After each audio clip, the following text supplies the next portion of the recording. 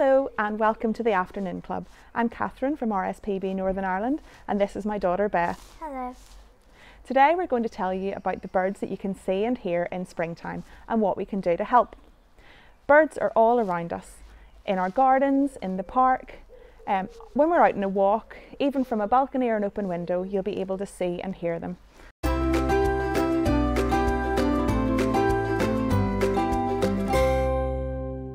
Every spring, birds sing especially loudly in the morning to attract a mate or to defend their territory. This is called the dawn chorus, and the chorus is at its loudest just before the sun comes up. And you'll be able to hear that in gardens and tree-lined streets from March until early spring. Right now is a brilliant time to listen to the dawn chorus, but you've got to get up early because the first bird, the blackbird, starts singing at about 5 a.m. And this Sunday, it's International Dawn Chorus Day, where people from all over the world will be going outside to see what they can hear. Why don't you join in?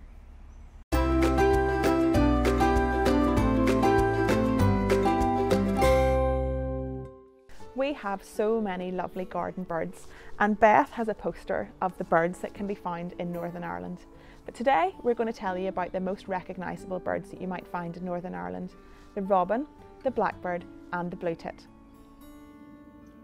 Robins have a lovely red breast, but in springtime they get very cross if another robin tries to come on its territory. We also associate robins with Christmas, and it's said that robins sing the loudest at Christmas. Robins are known and loved for being friendly and sociable, and they sing all the year round and even in the dark by the light of a street light. So let's listen out to hear what a robin sounds like.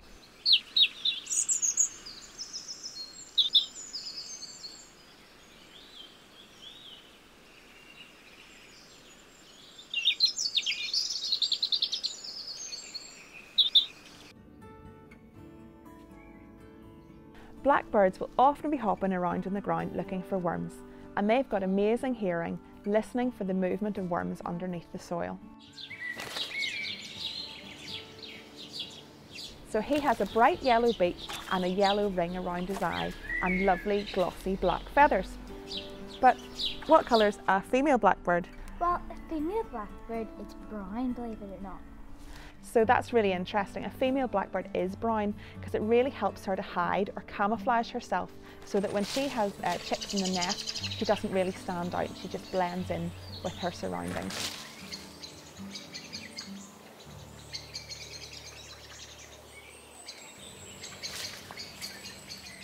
Let's take a listen for the blackbird sound.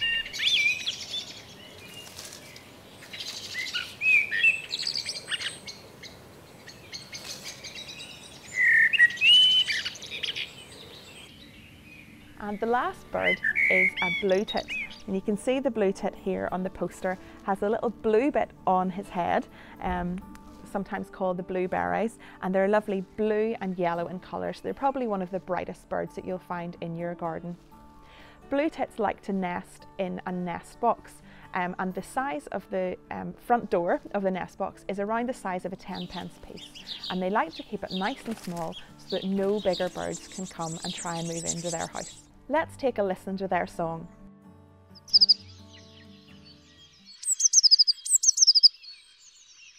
So you can hear that they do a couple of high notes and then a run of lower notes, and that is called a trill. Don't worry if you can't identify birds by their sound or by what they look like. It's always good to take a look at their colours, the colour on their beak, the colour on their front, and then you can always go and ask an adult, look it up in a book, or have a look online at a bird identifier.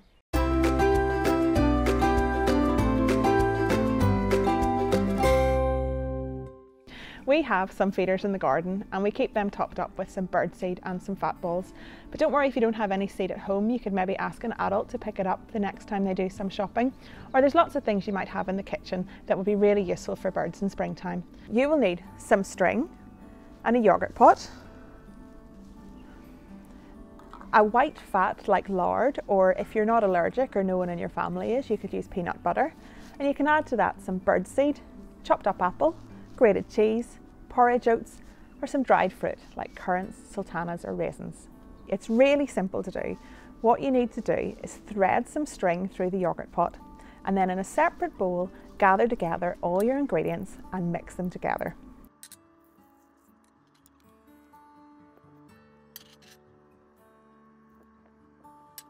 Once you've got them mixed and they're sticking together, you push them into the yoghurt pot and then you put them in the fridge to set. Once they're ready, maybe after an hour in the fridge, you can hang the bird pudding in your garden or even from a balcony.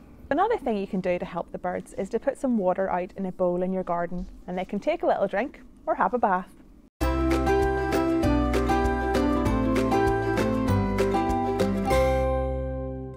Birds like blue tits start looking for a nest in around February, so that's a great time to put a nest box in your garden.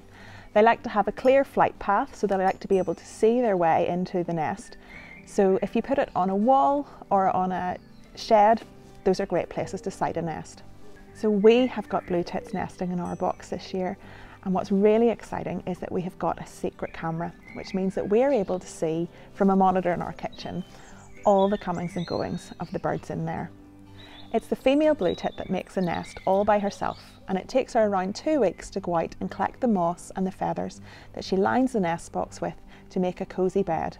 And at the back of the bed, she makes a little cup shape, and that's where she lays her eggs. Blue tits will lay 1 egg per day, and 1 egg weighs about 1 gram, and blue tits weigh 10 grams, so the eggs are pretty big in comparison to the blue tit. Once she's finished laying all but the last of her eggs, she'll start to sit on them and keep them warm. So our blue tit, who we call Mama Blue, has been sitting on those eggs for about a week, and we think it'll be 1 more week and then we'll expect to be able to see the little baby birds hatching.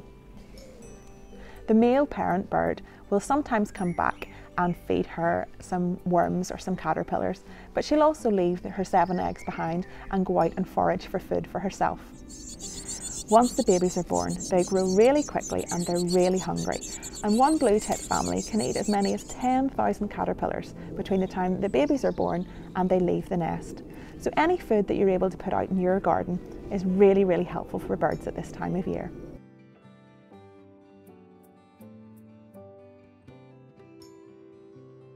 Thanks for joining us on the Afternoon Club today and for all that you're doing to help birds and wildlife in your garden.